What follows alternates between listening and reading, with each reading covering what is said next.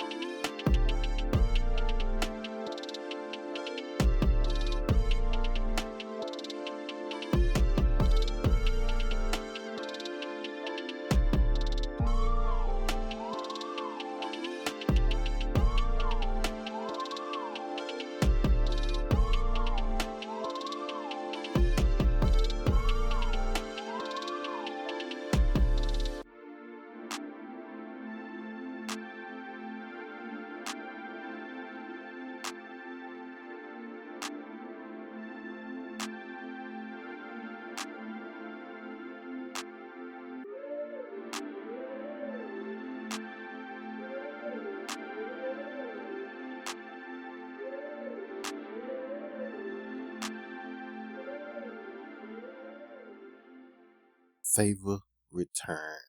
Because these girls taught me how to clean right along with my mom. And this is where my aunt is.